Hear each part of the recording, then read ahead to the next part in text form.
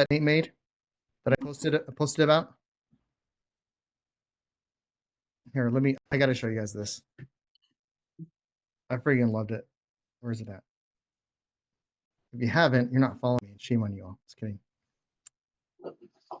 No, this is it. This is it. Okay, let me share. And then we'll get to Dave. Priorities, right? First gifts, then actual knowledge. Okay. So this is the gift he made. The next. Love it. Favorite word in real estate. Is that Nate Fulkerson I see on there? What's up, my man? What's up? Good to see you, dude. Hey, you too. Yeah. Awesome. Yeah. Okay. Oh, there's Mr. Wilson's coming on. Okay, let's get right to this. We have a awesome guest, and he's gonna be taking questions. This is not just for me, but from you guys too. So if you have a question, or like how do you whatever, ask him where babies come from. He'll let you know. I mean, totally. No, I'm just kidding. Don't do that. So I'm so inappropriate. It's okay though. It's my call, so I can be. So Dave, I knew Dave back in the day I think we probably started about the same time, didn't we, Dave? It was about 6 years ago, right? Give or take. 7, 8 years ago. I've been 8 years Oh, ago. so you've been so maybe a little bit before me is when you joined, and then okay, yeah, and then we got connected. Me and Dave we've known each other. We've been buddies for a while, and what's really impressed me with Dave and his business. So he's a salesman. Before he was selling like manufacturing large equipment stuff. Is that right? Correct me if I'm wrong on any of the stuff I'm saying, right?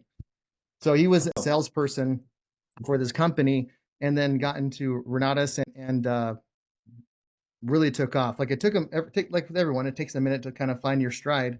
But I mean, what I love about Dave, one of many things, is that this guy is an action taker. I mean, and he's a strategist at the same time.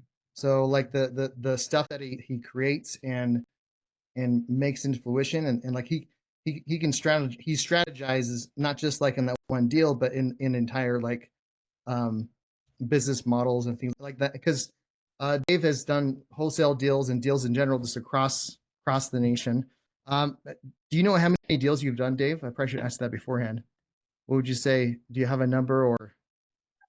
We were at the ATM training with Richard, and it's over 50 transactions that we've done that I could think off the top of my head. But Sure. But when you start throwing wholesale deals, your numbers, your count, I don't call it body count, I call it house count, goes up pretty fast when you're doing that. I like my count. My count is different than what I do, but yeah, it starts stacking up a lot quicker. Because it started with flipping. So, but once the wholesale starts taking off, then it explodes. That's how it was for me too. Because when I first started flips, I did one. Was it one or two? I finished one in my first year notice, and I started the second by that first year end.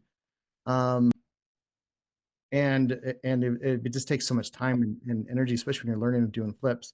But once I kind of realized that wholesaling was my bag, or like a really good option, then it just went to town. I mean, it was crazy. There was a time where, sleep was overrated, but it was a lot of fun too. So, sorry, back to Dave. So he's built multiple companies. You're getting your license to become a loan broker. So I mean, and Dave is really, really good as far as like creating the deal. He's definitely a component. Like he doesn't just find deals, he creates them. And also he built systems where, for SEO and being, you Google, you'll probably find some of his stuff just there in general. Dave, do you want to tell us a little bit about yourself and just the stuff that I missed, of course? Yeah, I'd love to do that. So first of all, I love seeing that I know a lot of the people here. This is awesome. Yeah, good to see your guys' faces. Sending emails and texts and messenger, that's good, but being able to connect like this is huge, because really, I feel like this joint collaboration is where the most success can be, truly where that really happens, right?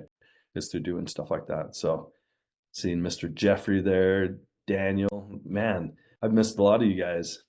Nate was messaging me back and forth on a deal that I have in Lewiston, a sub 2 deal. By the way, Nate, it's under contract.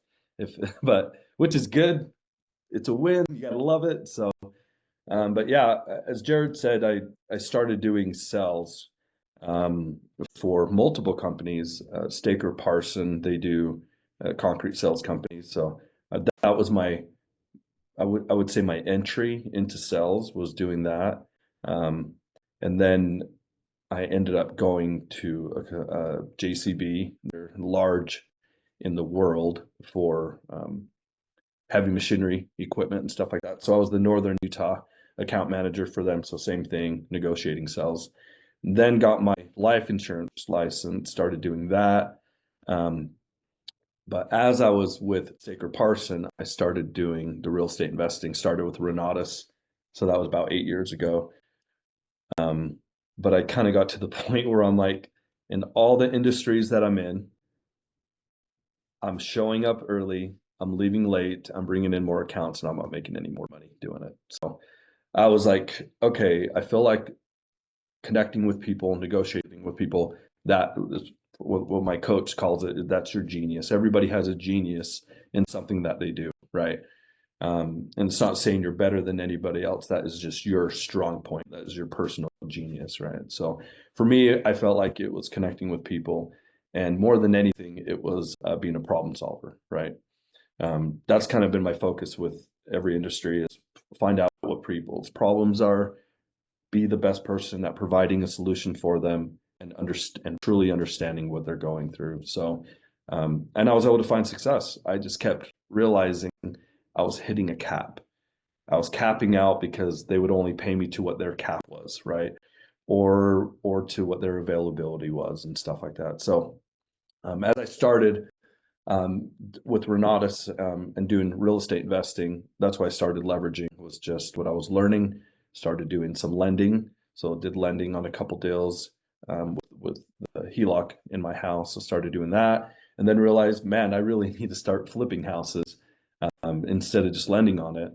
Started flipping some homes with some partners as well, and ended up getting a business partner when we moved back up here to Logan. And we decided, we're like, okay, we're really going to take it hard. So we started doing marketing. So we didn't go into wholesaling. Wholesaling ended up coming to us. This was in the 2022, 2023, when things were exploding, right? It was just insane. I was going as an investor, as a flipper, I was going to all these houses and I was getting wrecked. I couldn't get a deal. Things were going for above, higher, and more than what I could do. Joe Rindernecht, if you guys know Joe, I was at a deal in Hiram with him, and he told me, he's like, Dave, what do you always tell me? Either complain about something or do something about it. So right there, I was like, thank you for putting your words back in my mouth. I'm going to go start a wholesaling company. So that was my moment right there in the truck. Ended up doing wholesaling, doing it on my own.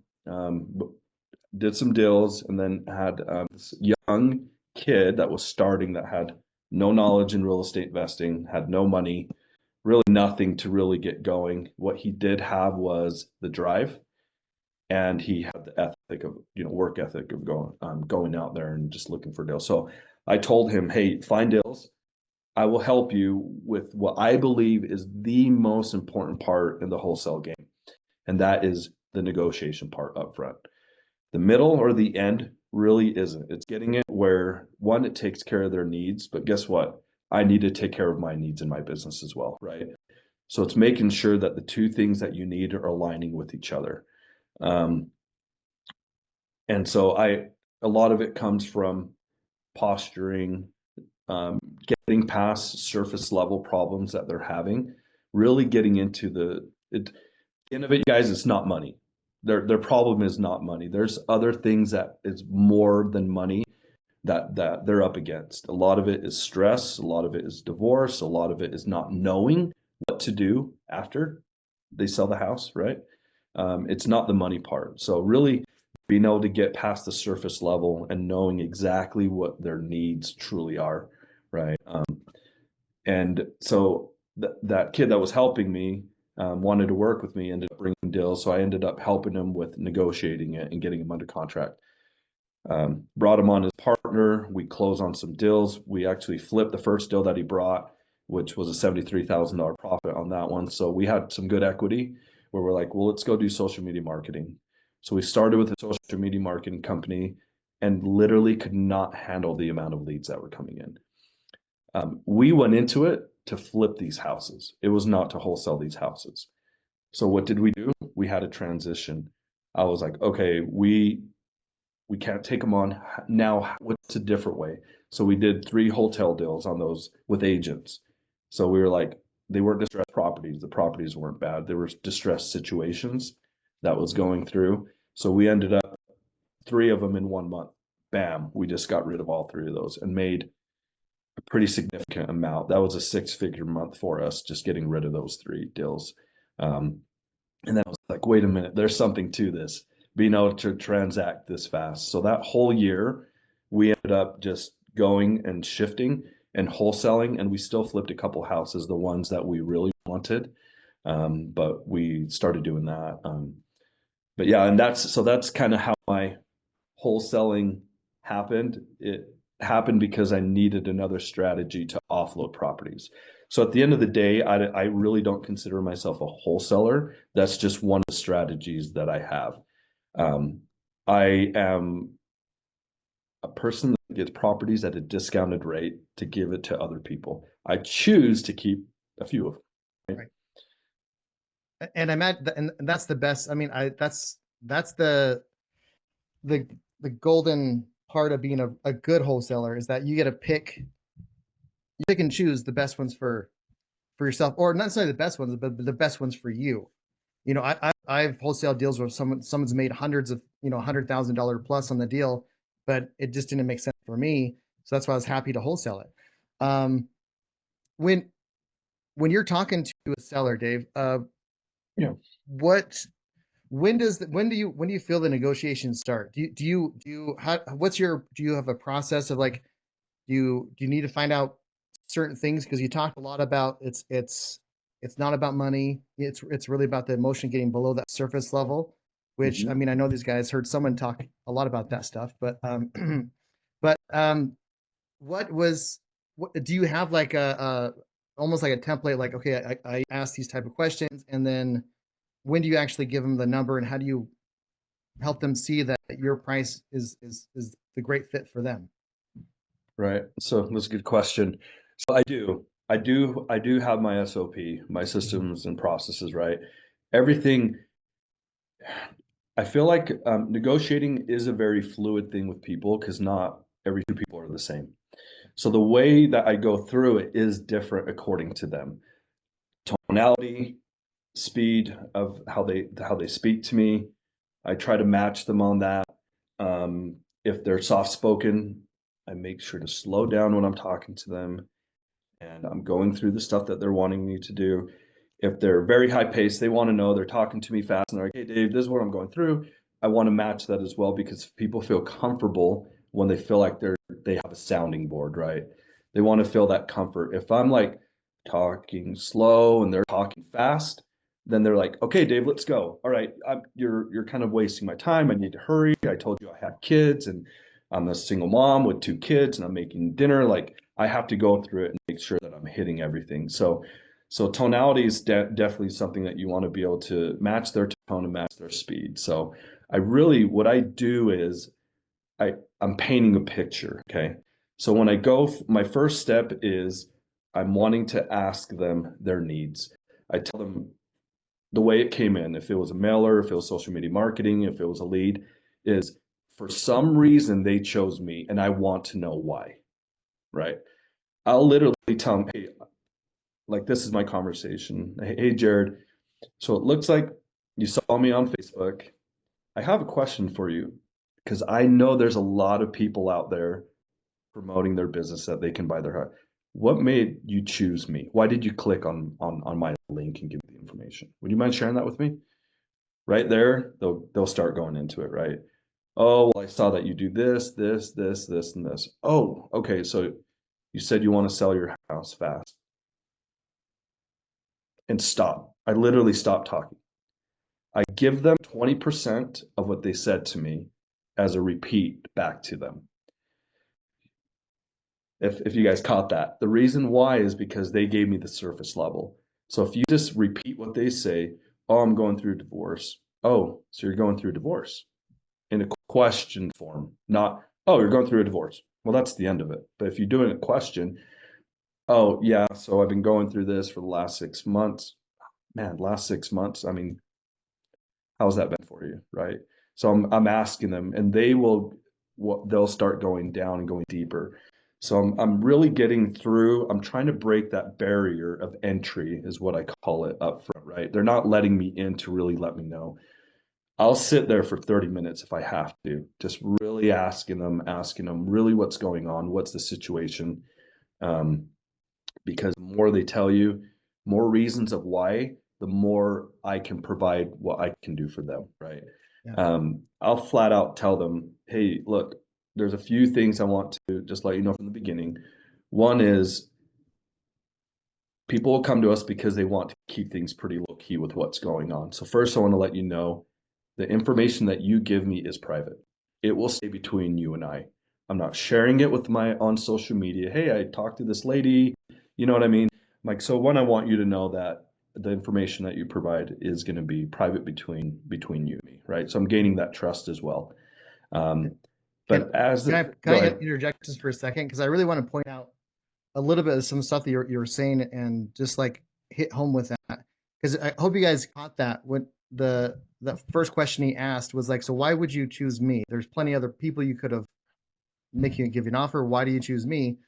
Um, it is very, very powerful because at the point of asking that type of question, it makes them just tell you why you are the best fit from the get-go.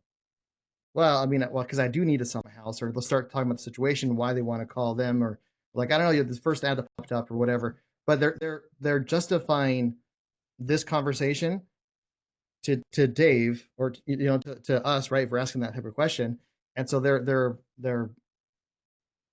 convincing themselves why already from the very first question of why they want to go with Dave. Does that make Yeah. sense?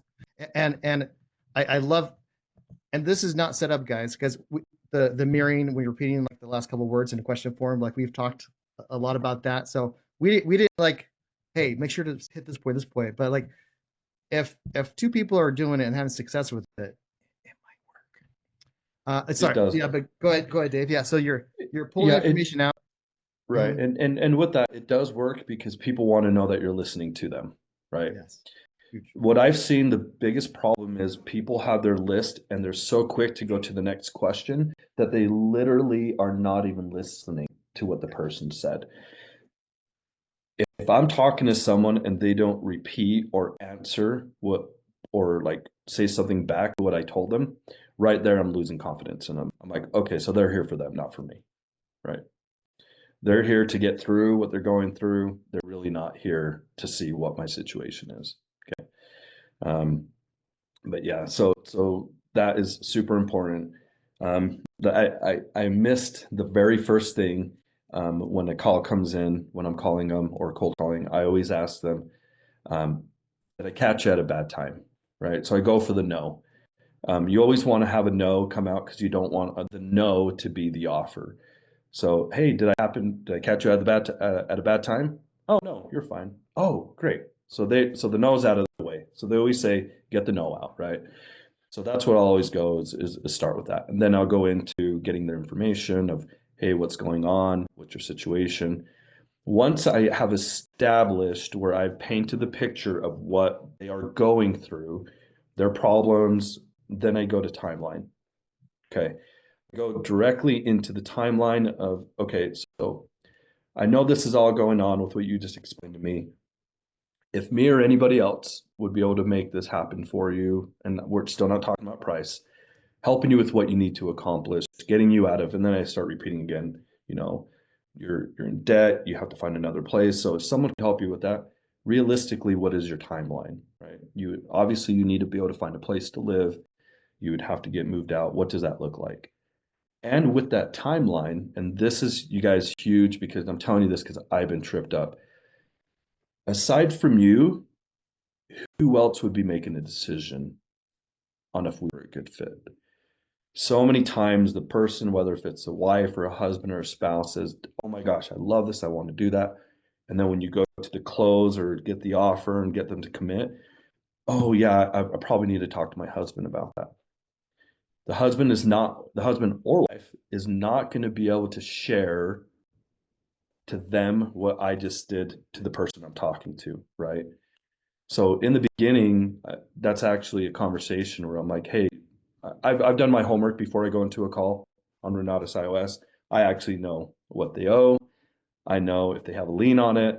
I'm going into it positioned. I'll even ask them, hey, so would you mind sharing with me? And I'm kind of jumping back to the front, kind of what you owe in the house. And a lot of people feel weird about it. And they're like, well, I don't know. And I'm like, well, that's fine. I'll actually tell you, and you just tell me how close I am to that. And they're like, whoa, you're going to tell me? I'm like, yeah, and it might not be accurate, but from the information I pulled, because I would hope you would think that if I'm coming to say that I'm going to help you, I know kind of how I can help you ahead of time, right? Oh, that's great. I'm like, man, that's a killer interest rate, like 2.75. They're like, oh, it's actually 2.8. I'm like, all right, right there. So right there, they're actually seeing that I know what I'm doing, right? And it kind of draws them out where they know I can't BS this guy. Like I have to be a straight shooter.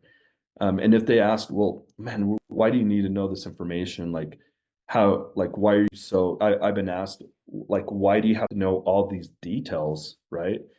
And I always tell people, well, I'll give you an example of a doctor. I'm like, or a dentist. I'm like, you can't go to a doctor and a dentist and not tell them what is truly happening to you for them to be able to give you a prescription. I'm like, I don't want to give you the wrong prescription. I'm like, the more I know about your situation, the more I know how to help you. Word for word. That is write that down, save it. That is 100%. You need to explain to them. And just so you know, at some point in this, with me helping you, I will find it out because I'll have to go to title. And what I would hate is for us to agree to something and down the road, something coming up that will make it so I can't help you. So I'm going to ask, please be very transparent with me because I will do the same to you. And when you do that, their guard comes down because they're like, okay, so one, I trust the guy. Two, he knows what he's doing. Three, I like him because I always say something to make him laugh at the beginning because you have a 50% better chance if people laugh at you and they like what you say and you can connect with them and stuff like that. Um, so that's something I'll definitely go into and make sure that I apply into it as well. And that's why I said the beginning of it is just getting to know them and doing all this stuff is the biggest part of the call. I would say if it's an hour long call, 40% or 40 minutes of it is actually getting to know them, their situation, connecting with them, if they've been through a divorce, explain where, my wife was divorced and I had two kids coming in. I always do something similar that people can look outside to build. If it's someone in Sandy, I'll be like, hey, so how's the weather in Sandy? Because first of all, they don't know if I'm really from Utah or not, or if I'm out of state. Like, oh, it's pretty good. I'm like, yeah, I looked up the weather over there. You're 40 degrees. I'm in Cache Valley, so we're always 10 degrees colder than you. Then they know, oh, we're connecting. We're an hour apart, Dave. Yeah, you know exactly, what's going on. So I'm just building that trust. I'm building that confidence, in that first time. Once I get that timeline, the reason why I want to know is because I let people know the beauty about what we do is we go to the beat of your drum. If you need this to go fast, let's go. Let's make it fast. If you need this to be timely, I can slow down. We can make it slow for you. But without me knowing, I don't want to move things fast to where you feel put off.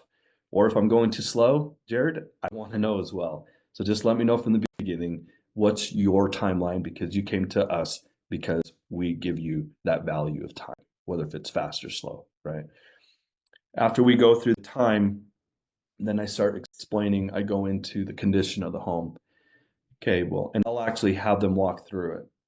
I'll tell them, all right, what I want you to do, so Jared, what I want you to do when you think of your home, I want you to tell me if you were to buy the home how it is, what are the things that you would first do to the home? Not, hey, so what's the condition of the home? Because everybody's going to say oh, it's great. I want them to tell me, you've been in this house, what would you have done if you bought this house going into it? They will always say, oh man, I've been in it for 3 years. I've always wanted to redo the kitchen. Right there, my kitchen needs to get redone, right? But if I would have told them, what's the condition of the kitchen? Oh, it's in great condition, right? So I want them to tell me and walk me through what is going on with the house. Since you've lived in it, have there been any improvements done? So then I go over condition of the property, right? After I go into that and I've established all that information and I have a picture drawn, I literally, as people are telling me this, I'm taking notes, I'm drawing a mental picture of their situation, their timeline, and their condition, right, of the home. After I go through that, I literally take that sheet and I go, oh, I won't do it, but I take the sheet that I wrote down and I show them by explaining it to them. All right, with this going on, you told me how you're needing to get out of there. You told me that this is your timeline. If we could achieve all this stuff for you, what are you needing? What would you need? So need-based selling, right? What would you need? Obviously, we need to pay off the house, and that's fine. I'm not worried about the house. I know what the debt is on that.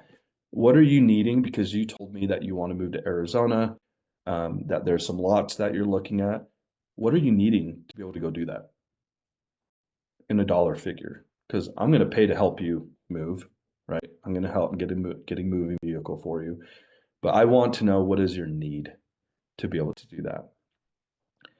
Right there, in the whole conversation, I haven't even talked about home values, Zillow values, agents, appraisals, nothing, because that's not what I care about. I care about getting them what they need. And if their amount aligns after paying off the mortgage and their debts, and then I just do math. Okay, so you need 40,000, you owe X amount of dollars. I already have my no getting lucky offer established already.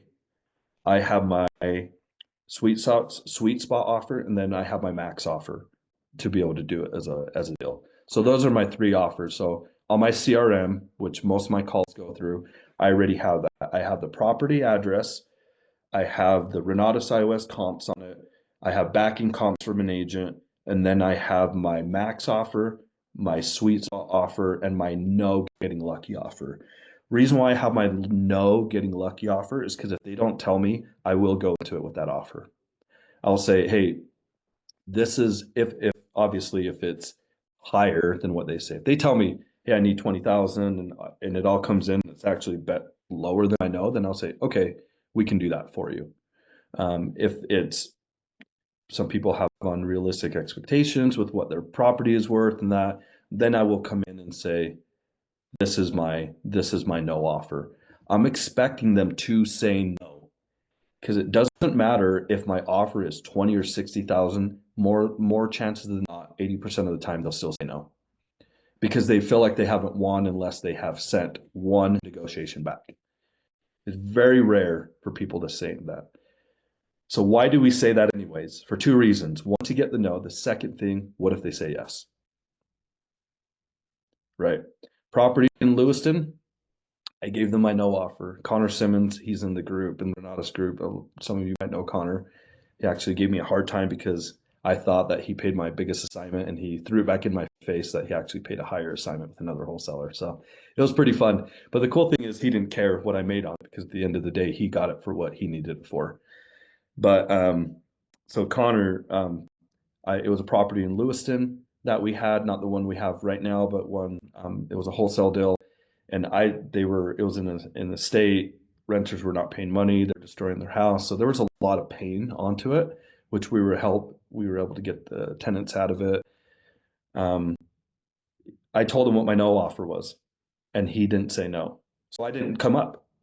I was like, okay, well, talk to your family, see what's going on.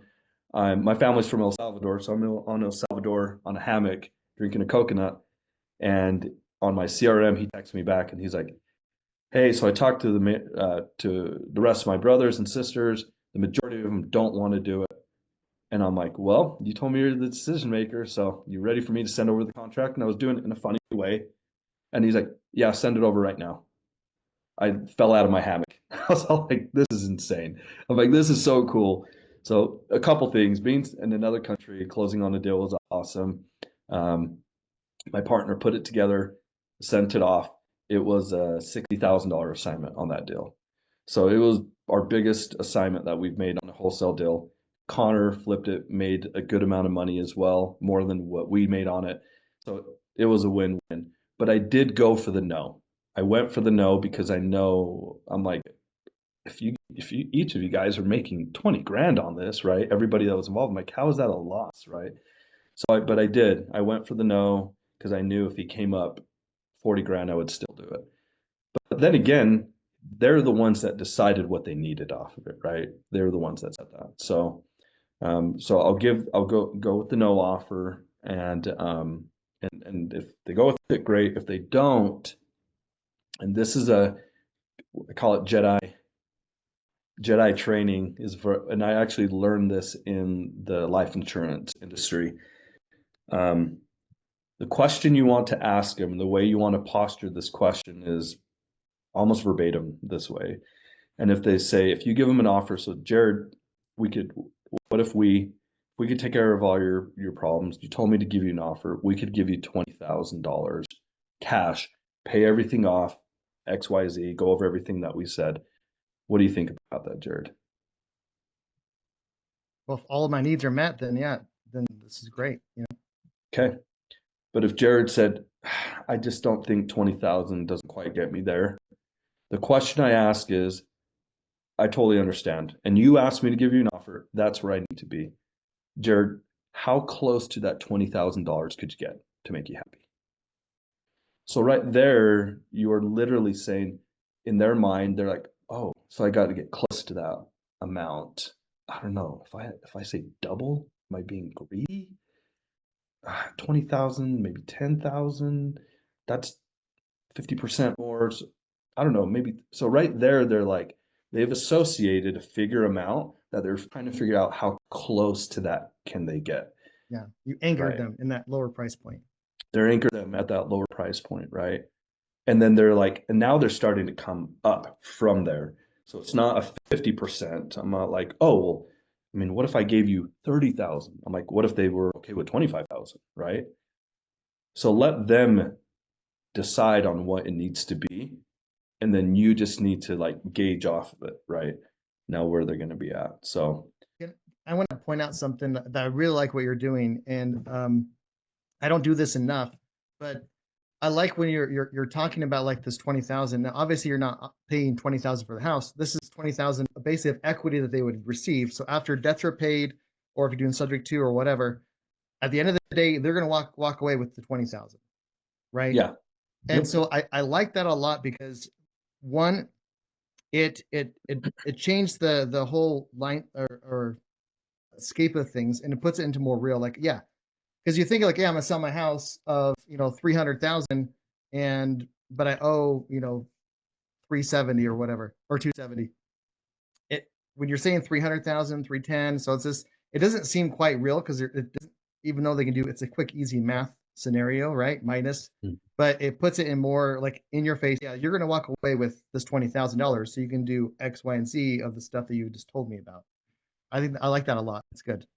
Yeah, it takes out one. I mean, a confused mind will never make a decision. So I'm taking out the confused of them trying to figure out, wait a minute. So if he offers me this and this, that, and that, so I'm taking it away. I'm making it super easy. I'm like, look, this is what I can give you. This is what you will net. You're not paying agent commission fees. You're not doing anything to the house. We're paying closing costs. I'm even going to get you a moving truck to get you to Arizona, like the one in Lewiston. I'm getting a moving truck for her, and so she can tow her vehicle and get down there. And I mean, I was like, same thing. I was like, her need base, what was her need to be able to move there? Yeah, that's I want that figure, because at the end of the day, it's not really doing me. It is doing me good, but it's letting them understand, knowing what am I going to make, right? So there's certainty. People do not want to list it if they're in a distressed spot, if their timing is low, because there's no certainty to it. Well, if we can provide certainty, well, we will give you this. People, they'll work with you, right? Like, they want that certainty, knowing that this is what you will make. I'm super happy that I have not had one deal through me trying to find a buyer that I haven't been able to move. Every single deal. There's been 2 deals where we go to pull title information, and because we're getting the tail end of COVID, there's a lot of sneaky stuff popping up. There's seconds, COVID relief funds from 2022, from 2024. There's judgments, there's liens. Deals are harder than they have ever been right now, which is always important to do your due diligence up front. When I'm giving an offer on a property, I'll reach out to my title company. They're amazing. Advanced Title up here in Logan. They'll do a PR search. I know beforehand what's going to be happening, I call them landmines, what landmines are going to be out there that can blow this deal up. I want to know that ahead of time, because there's been times where I've gone to a buyer or to a seller and I've been like, hey, so tell me what your debts are and what's going on. I will call them. I won't call them out. I'll tell them, so are you aware that you have this attorney, blah, blah, blah, that has a lien on your property, or there's this notice of interest? They don't know that. Well, why does it matter what you're telling them, what they're going to make, if something's going to pop up that's going to cut that in half, right? Title knows. They're amazing. I close everything through them, whether I wholesale it, whether I'm closing on it. I use Advanced Title. They will go through and do all the homework for me. If I don't close on it, they're like, all right, Dave, sorry this one didn't work. On to the next. Let us know when you need help, which is amazing. So I'll always go into it ahead of time and know that, because the person that knows the most wins the most. So if I go into it knowing more than what the other 5 wholesalers went in and did, they didn't do their homework. So I want you guys to do this so you're positioned better, right? You want to be the professional. You want to be the person that they know. There's a deal here in Logan that I was trying to pick up. I went to title, found out that there was all this problem. It was upside down. I'm like, yeah, I just have to pass on this one. It's going to foreclosure, going to auction in 2 weeks, but there was nothing in that deal. And then I look at it that it's listed by an agent, and I was like, what the heck? How is this listed? What is he doing, first of all? Thinking he could list it and get it sold for him. So we reach out to him, and I start giving him this information. And he's like, oh my gosh, I didn't even know that. And I'm like, how did you not know this?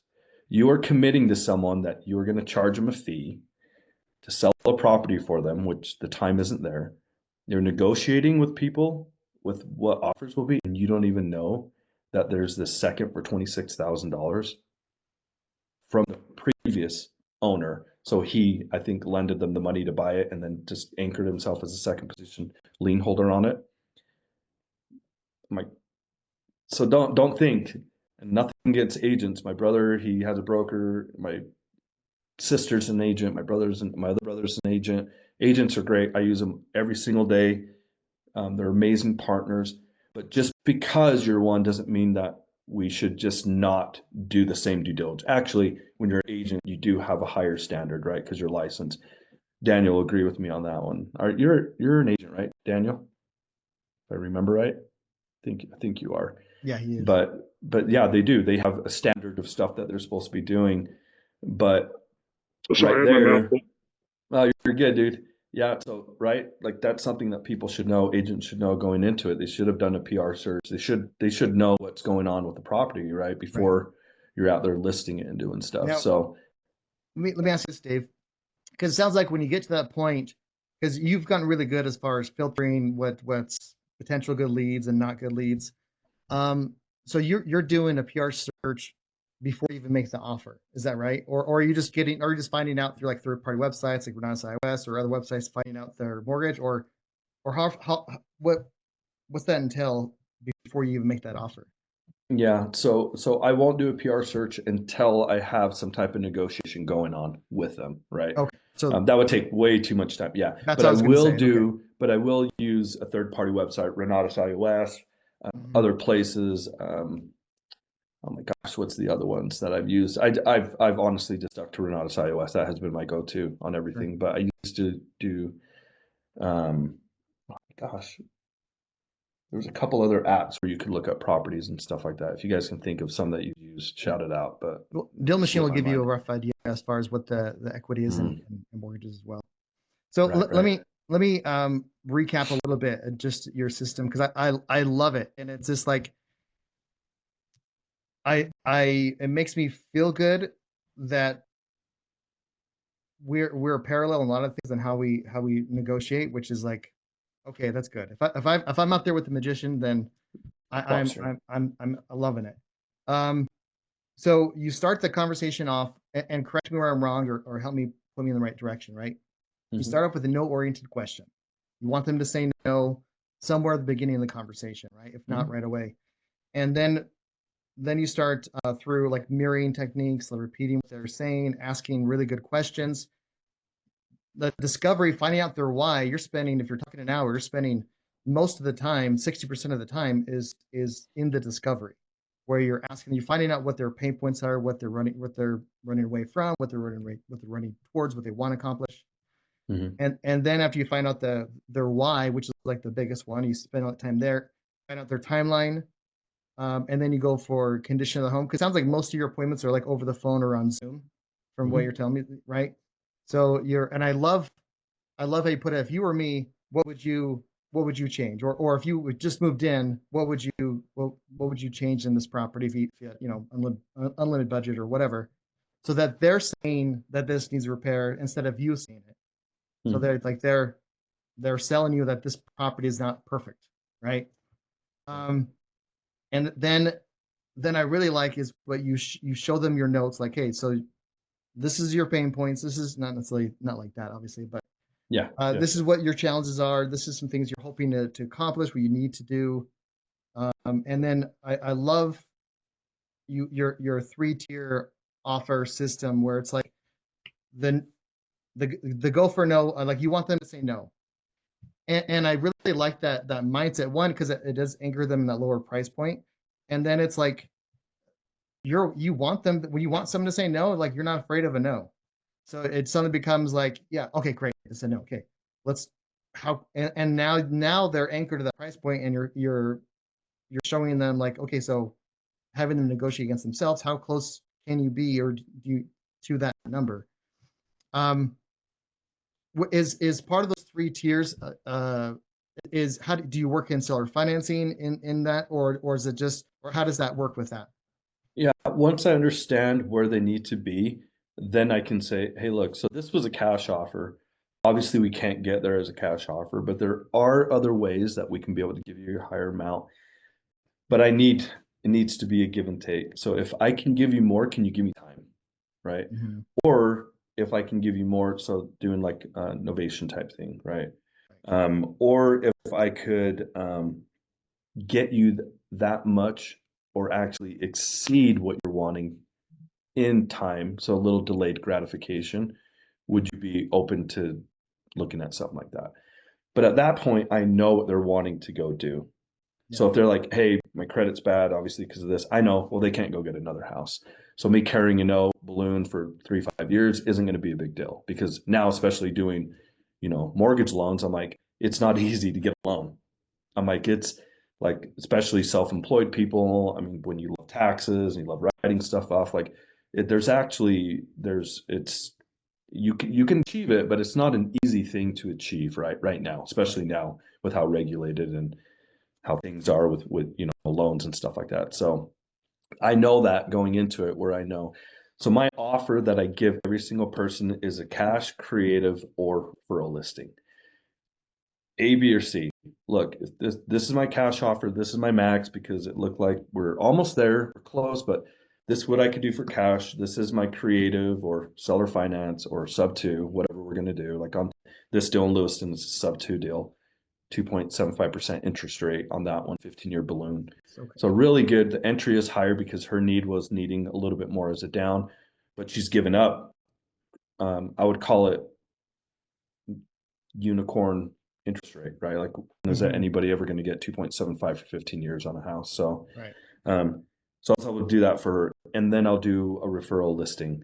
Why do I do that? Because I want them to know, look, I'm just here to help you out. But they came to me because they didn't want to list it, but maybe they do now that they know what that cash offer is. So if I can position an agent into there, where an agent one day will say, Dave, someone came to me with this property. I had an agent in Logan, the house that I wholesaled on Second East. They called him because his referral base is huge. And he's like, hey, now that I know what you do, because we did a deal in High Park, he's like, this is your type of deal. I'm going to bow out and it's yours. You go in and negotiate it with them. So I went in, negotiated. That was the referral back that I got. So then you're building referral clients with people in professional industry. Yep, back and forth. That's so awesome. That's my offer is cash, creative, or referral listing, right, for them to be able to go do that. You're going to leave with something, right? Yeah. That's kind of like your whether, I mean, and even if they don't sell, I'm sure they may know someone else that might be looking to sell or with you, or we're running short on time. So I do want to open up a little bit to you guys that are listening too. So what questions do you guys have about like negotiating or about what Dave was kind of talking about his process? I love his process. I think that's the way that he structured has his negotiation, and it does fluctuate and change per person as it should. But the general bare bones of like the negotiations and what you need to understand, and then how to, pitching the offer is paramount. So what questions do you guys have for Dave about negotiations? Or just a clarification question. Is the first cash offer, is that your what you called earlier go for no offer? Yeah, it is. If they've pushed me into giving an offer, art of negotiation, the person that offers first loses type thing, well, that's why I go for the no. Because if they get offended, I'll be like, now remember, I gave you a chance to go to tell me what you need. Since you didn't, I would actually love to get it for $1, but I know you won't do that. So I figured 10,000 would probably be at least something that would work. So I'll tell them, hey, I'd love to get it for free. I'd love to give you $1, but if you're asking what I need, I mean, what would you want if you were getting a house and someone was letting you decide what you could get it for, right? And then they're like, yeah, you got a good point. I can see why you did that. If the no doesn't work. But yes, I always go for the no. The no is always, if they tell me, like I said, it's always need-based selling. Well, if they're going to put my need, well, let me tell you what my need is. I want it for near nothing. And you're the one that told me to tell you. So, yep, good question. I love that so much. Well, and it gets them in a point. You can even say that even before you give your offer, like that. I can offer you $1 and give me a counter. Like what is it you need? And so having, and you're 100% right. There's been plenty of times where I come into a deal and I was going to offer this amount, but then they came in lower, and it's like, I guess if I think we can make that work. It happens more often, especially when you're talking to so many people than you think, right? So yeah, that's awesome. I love that. Yeah. Sorry, Jeff, do you have any other? Yeah. On the first phone call with a brand new person, I mean, in a way, negotiations start right then and there, right? At hello. But I don't know, maybe this doesn't happen much anymore. Maybe when it used to. How do you determine in that first phone call whether or not that person's really motivated? Like, and it's okay. You decide not to continue talking with them, if that makes sense. That's just something that I'm struggling with on cold calling. Is I'm excited that they're talking to me at all. Yeah. Right. Yeah. And they didn't say no, I'm not selling. But then it's like, okay, is this person really motivated? Does that make sense? Yeah, so it depends on how the lead source is, because you're right. Cold calling, you get someone to talk to, you're like, sweet, they're giving me time. Problem is you get caught up in that. and you're like, oh, I want to have a conversation. No, we want to give an offer, right? So just knowing that is the end. There's two correlations: offers, and I got caught up in this with conversations. Offers leads to contracts, leads to close contracts. That is all you need to focus on. Conversations are great. Oh, I had 20 calls with people today. Okay, but how many offers did you give? If you're not giving an offer, you're not getting a deal, right? So just have that in your mind of, okay, that's great, I'm talking to them, but I really do just need to give an offer, right? Now, if it's a source that's coming through social media where they already saw your ad, I don't know if you guys have seen my ad that I did some videos on social media doing marketing. Yeah, I did it for distressed landlords. I did it for people that are in pre-foreclosure. I did a 15-second one and then a minute longer one that goes through. I'm like outside, kind of saying like what we do. My marketing company did that. Then they already know, like, kind of like who I am, what I do. They went through the questions. So right there, I'm like, okay, they were motivated, right? Well, it's an exchange. You spend a lot of money. It's literally a lot of money for social media marketing, but your leads are a higher conversion. Cold calling, super low cost, a lot of work going into it. But when you close something, you're like, sweet, I was able to get that, right? So, um, I don't know, did that answer your question, Jeff? Kind of like, hopefully. Yeah, and I get that. Like a lot of it has to do with lead source. Um, and I guess you did talk about it. What's kind of the time frame from that initial conversation to making an offer? Like, do you do right there over the phone? Do you do a walk through the property and then make it there? Like what's your process there as far as getting to the offer? Yeah, so I learned this from Eric Klein. He actually schooled us when he said, why are you taking so much time giving that offer? He's like, if you can do an offer over the phone, do it over the phone. You can always renegotiate a deal if it's not in the condition that they told you, but you can't renegotiate on a deal that you don't have under contract. It's that simple. If you don't have something in the contract, you cannot renegotiate it. If you What was the don't, day right there? yeah. So Sorry. yeah, you're good, Jared. And that's one thing that I've always focused on, and that's the thing I've been working on as well. Especially when you have a lot of leads coming in, it feels good having all this leads. Those leads don't mean anything unless you have a contract on that, right? So you just want to go through. So um, Eric called it go for the no, disqualify people as fast as possible, right? Just disqualify them, which means give an offer, right? Like most of them are going to say no. So it's not dismiss them, it's get to what they need and give them an offer as quick as possible. Now, when it comes to proximity, if I'm within an hour driving distance, I will go see them in person. I love doing business belly to belly. I want to go out and see them. I want to see what they're going on. I want them to know who I am. Um, and I want to see the condition of the property as well. So if I can talk to them, the one in Lewiston was through social media marketing. She gave me information. When I went and talked to her and saw her dad that just had a stroke, and she didn't tell me that information, and I saw her medical bills and I saw the condition of the house, and it's hard as a single mom keeping up on the property. The house is in like nothing wrong with the house, but it's just dirty from her not being able to keep up with, being a single mom and taking care of her dad and stuff like that. So that's kind of how where we're at on that one. But it was just not until I actually went there and saw it, I really wasn't able to feel her pain. There's difference between someone telling you what they're going through and being there with them as they're going through it, right? That connection, being able to really feel what they're going through, really moves you. And when you move, they move, right? When you can feel that, you're like, hey, I can see that this is really tough for you, Anna.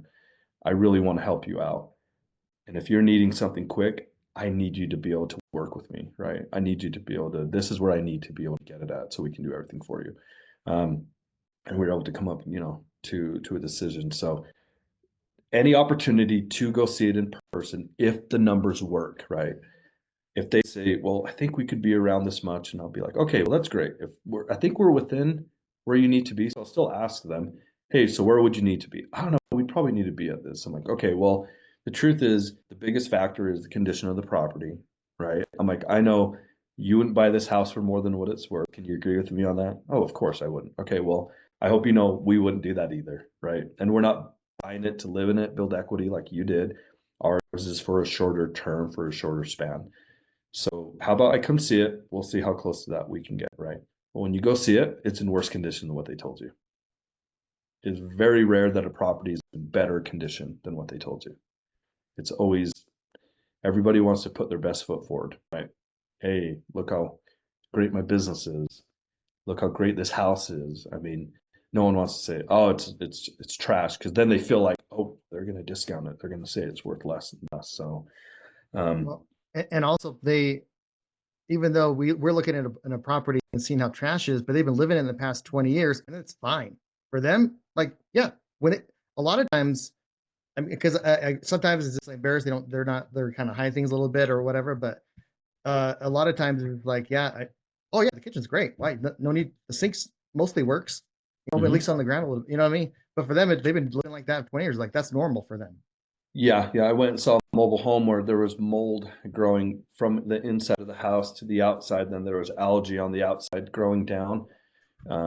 It was pretty bad, and I mean, I felt bad. It was not healthy for the guy to be there, and I was like, dude, you're wanting 90,000 for a mobile home in Logan? Like, this is ridiculous. This is worth 9,000 maybe for the lot. Mm. And he's like, well, his answer to what you were saying, Jared, was, I've been living in this my whole life. I'm fine with it. And I was like, okay, so that's your world. You're okay with it. Then you should probably just stay here because no one's going to give you, you know. And that was okay to walk away from that, right? Which is a good point, right? A huge point right there. Like being okay with saying next. You know, Mm, um, yeah. let's we're at just about out of time. We'll open up for one more question and then we'll call it a wraps and we'll let Dave talk a little bit. What does anyone have any other questions about negotiations or Man, I'm that good. Dang, that I'm just kidding. explained everything like perfectly. No, the truth is, you guys, I never stop learning. Yeah. Like literally, dude, our negotiation never stops. Like things change, situations change. I'm always focusing on like just trying to better what I can do for other people, right? And it's just being a good listener really is what it comes down to is being a good listener. And on your note taker, Jared, can you see, does it give you a breakdown of how long you spoke for and how long other people spoke for? Yeah, it does. Okay, so I call it the 80-20. If you're speaking 20% of the time, they're doing 80, that is a very good conversation. You want to lead the conversation. You don't want to be the conversation. You want them to be the ones talking. The more information they're giving off, the more notes you're taking, the more they've told you with what they need. When the ones where I feel like, oh, I'm smart and I can tell them this, it does not lead where I want it. It doesn't end where I wanted it to. So definitely make sure that it's 70-30 is still really good. If you're 50-50, I would say you're talking way too much. You need to let them talk so they can tell you what's going on. So, Can I ask something really quickly of about course. that? If so if you've asked the questions, you've asked them about their situation, they're just not giving you a lot of information, you keep trying to ask more questions, it's just really hard to get information. Do you have any thoughts about how to fix? It's probably that we're asking the wrong questions, I think is the answer, but how would you recognize that quickly and try and get back to getting them to talk more? Like they're not opening up. Right. Yeah, so you're right, Rachel. That's a real good question. So the truth is, you haven't asked the right questions, or your timing wasn't right, right? Like a lot of people think, oh crap, I should have asked this, but I went on to the next one. Well, it's gone. So you just want to make sure. And another thing I'm going to tell you, this is probably something, test this out. If you're sitting there in silence for a minute after you ask them a question, it's not bad. that means they're really thinking, they might be crying on the phone and they're gathering themselves, wondering, how the heck am I going to answer this question? And you dismissed it that quick because you were not okay with 15 seconds of silence. People are not okay with 5 seconds of silence, right? Like I was at the gym with this Perry lead that I'm working on, and she's going through a mess. She is an emotional mess right now with abuse from her husband. We've been pushing to close on this deal for 2 months, and I sit there in silence with her as she's having her moment, and I'm okay with that. I'm just sitting there with her and I'm listening to her. So let silence be your friend. Be okay with it. Be okay with if you ask a question that they don't have to answer you immediately. Because if they're thinking of it, if they're not answering, their wheels are turning. Like, and they're going to give you not surface level answer. They're going to go deep. So that would be my advice: is be okay with silence. After you ask a question, sit there, right? Okay. So repeat them, repeat what they said, and just sit there and be silent. So Okay. I would try that out and see if that works out. Okay. Thank you so much. Yeah, of course. Yeah, silent is a major question. negotiating tool. I mean, and it feels weird. That's why it's so good. It's awkward at first. Yeah, yeah, but it's awkward for them, so they're going to keep. They start saying something, and you just Yeah, and that's all you do, and and they're if going to keep on it's going. yeah, and if they sit for too long, I will ask them, "Are you okay? Like, is everything okay?" Nice. Because That's most of the awesome. time it's not okay. What they're going through, and this is what I've always said. I always try to put myself in their situation of what they're going through. I really do. Like I'm like, man, this would be tough. I mean, we've all been in hard spots. I started because I've gone through hard stuff as well, right? So I always remember we're dealing with real people with real situations, right? Um, but yeah, thanks for that question. Yeah. Thank you No, very that's much. good. I appreciate it. Yeah, All of right, course. all right, Dave. We're at time, and I mean, yeah. what Well, if people want to get a hold of you, because I'm sure you do like joint ventures or something like that. So if someone has a deal that they want your expertise on, like how would they get a hold of you, or what's good yeah, I'll put my phone contact? number. I think a bunch of you guys have. Send me a text and I'll send you my contact card. And I mean, you guys, I love R&D, rip off and duplicate. Go to my website, go to my connect to, I mean, whatever I can do, I just put my phone number in there. Reach out to me, send me a text with your contact info. I'll send it back to you. I'll send you my connect link with all of my socials, a quick bio of who I am. I think that's always really good to be able to do that. I love joint ventures. I love it when people bring me in before they've had a conversation because my genius is negotiation. If you need help from the remainder, that's fine. But I think the most value I can bring to someone is getting it negotiated because that is really where you can make the most amount into it, right? Um, Even if you have one and you're looking for buyers, like Jared, I told Jared, hey, I have a deal. If I can't move it, Jared, do you want to partner up with me? So I never feel like, ever feel like I have to be the only one winning. I love creating wins for multiple people. At the end of the day, my business partner that I had, and we actually had to go separate ways last year, just because some ethic and stuff just not being done that aligned with what I wanted Live Smart Home Buyers to be and what I felt like my core values were. Um, but with that joint ventureship, I was able to help a 22-year-old kid make more money than he's ever imagined making in his first 2 years of wholesaling. I even told him, and I'm going to try to say it without saying his name, but I told him, I'm like, hey, look, quick money builds ego, slow money builds character. When you're that young making that much money, please, please, please do not let it get to your head. And unfortunately, it did. But I've been able to take people from nothing, from not knowing really anything, and be able to help them and do the negotiation for them, and then bring what they can bring to the table, the value that they can provide. If that's a lead, I'm happy to help out with that at any level of being able to come in.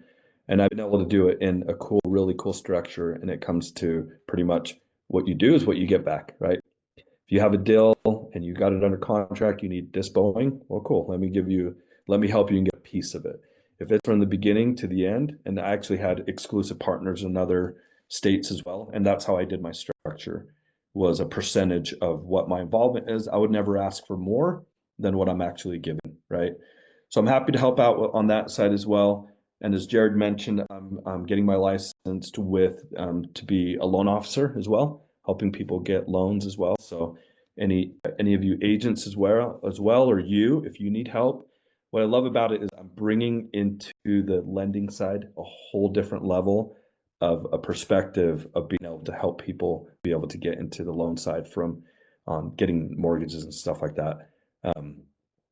Let me know Which anything that I can do to help anybody else out. So, and I just want to add to that, like having a lone person that actually does investing, that does what you're in any field, like if if they're in the industry that you're in as well, like Dave's gonna be able to see like, okay, yeah, I get your AGI is 19,000. There might be another this product that might work or something like that, or they can see things a little bit differently than the traditional retail. Yeah, what I want for your house? Okay, here's this one product, instead of like yeah, try this HELOC or try this. yeah, a lot of crazy stuff. And luckily, the company I'm going to be with, Diversified Home Loans, they're a broker. So we go shopping for best rates. We go shopping for best programs and stuff like that. You're not going to Chase, where Chase has their one structure. Check Right. off the boxes. If you don't fit, then we can't get you something. So, but like I said, why do I want to keep learning?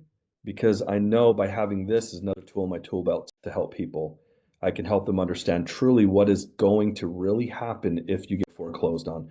7 years not being able to get a loan, credit being destroyed, all this stuff where if they know that, wow, he actually knows that it's not a scare tactic, it's truth, it's letting people know what they're going to be going through, then that's huge. That's another way. Or if people want to sell, I'm like, oh, cool. So you want to go get a house? So where are you at? Well, what do you mean? I've never had a wholesaler tell me, well, how are you positioned to go get a house? Like, if you can help me know that, you think people are really going to sell you their house if they don't have the next step, what they need to go do? They won't. Doesn't matter what the offer is. They don't know where they're going to next. If you don't have a roadmap, and sorry, I'm going over, but No, if you don't have a roadmap for them, you guys, they're not going to go with anybody, right? You have to be able to help them see where they're going to. Well, if I can help them and say, awesome, hey, do you mind if I send you a credit app? Because at the end of the day, if you don't even know what you need for them down, doesn't matter what I can offer you, right? If that's not going to take care of what you need, then why do that? Or Jared, hey, let me get with one of my partners. Let's see what you're needing. If you're needing X amount of dollars, but you're saying you need 50, well, let's truly find out what you need. Maybe you only need 40,000, right? And if that 40,000 pushes the needle for Jared and helps them get into where they need to be, awesome. So it's just another tool to be able to provide value to someone else or to you guys or to anybody really, to be able to help you in your industry, be able to help our clients that we're working with, and be able to really give them an amazing experience. So yeah. That's awesome. Go ahead, Rachel. You had something. I just want to make sure really quick that I'm understanding what you're saying. So basically, if we are talking to the seller and they don't really know, how they're going to go next, we want them to understand the roadmap. And if they don't know, are you saying that at that point we could refer them to you with your new business? Did I understand that Yeah. right? So if they're wanting to get a loan, right? If they just don't know where it's going, yeah, I really can't help them with that. But they are saying, I want to get a house. This is the price range I'm looking for. Oh, great. Well, that is just a thought, right? But do they know what they're approved for? If they're moving Right. to Arizona and they need 400,000 for a home, they need to put 3.5 on a FHA down. Do you know you're approved for that? Like, because if you give them an offer and they say yes, or if they but they tell you yes in person, then they go try to figure that out. All your time is wasted, right? The deal is it can't happen if they don't know what they're going to go do next, right? So if they don't know about their credit and what they're going to do next, that's what I meant. Yes. So that is the time where we could refer them. Okay. Yeah, refer them over if they are wanting to get a loan, and a part of them selling is dependent on them being able to go get into another place. And Got that's it. where I could step in and help them create that roadmap. Really, people should know that already, but people don't. They put the cart before the horse, right? So what I do is, even for agents, I'm like, hey, if you have someone wanting to come look at houses, this probably sounds rude. Don't take them to see houses unless you have a pre-qualification letter. Oh, Like let people get teed up, so that way you can go hit it, right? Go find them the house that they need. They know their price range. They know what they qualify for. Really, it's what the same thing with people on the wholesale side. Let's see, where do they truly need to be, and can we make it actually happen for them? Or do they know that they just have to go rent? Okay, well, now I can save up for a down. I can't get a house. I need to move quick. Okay, maybe Jared's $20,000 is realistic what I need, because I can't put 50K on the down because my credit's not good. So right. No, that's powerful, man. yeah. Well, yeah, Dave, I really appreciate you coming out and sharing your wisdom, your experience. I got so many quotable moments. Like I'm not lying. So it's awesome. I love that their structure and one thing about Dave, y'all should know that he's a man of integrity. That's something that he he doesn't say that, but he is because he is, right. And so I love working with Dave and just his knowledge and knowing that we're gonna be taken care of. Like I like I've had stuff Hey, where it's Jared. like, yeah, someone. That was me. Sorry. I just wanted to give a Oh quick yeah. shout out to both Dave and you. I've known you both since you both got started. And if we're looking to hitch our wagons to, something that works, what you're teaching us and what Dave's teaching is definitely some incredible gold nuggets. Just a little shout out. Yeah, thanks, man. Appreciate it. It means a Thanks, lot. Daniel. Appreciate it, man. Awesome. Yeah, well, Hi, Danny, but we didn't hear the last part you just said. Okay. I said say hi to your brother Danny and Eric. I will. Yeah, I will. Thanks. Awesome. Well, we're gonna wrap this up. And again, thanks a lot, Dave, for coming out and sharing your knowledge. I speaking for everyone, we really appreciate you coming out. Yeah, and for all you guys, just if you have questions, you want to maybe do a joint venture, right? It's not just like, hey, I want to joint venture with Jared or whatever. It's just whoever makes you, whatever like connection or whatever you want to do, like that's fine, right? Whatever makes sense for you or no one, or that whatever makes sense, right? So that's the cool part about all of this stuff. So, all right, well, I appreciate you all. Dave, thanks again, everyone else. I love you all, and yeah, let's keep at it. And today's Friday, by the way, so make sure to turn in your MMAs in the sheet form. Okay. All right. Appreciate you Thank guys. you. Thanks, you guys. Nice to meet you all. Thank you.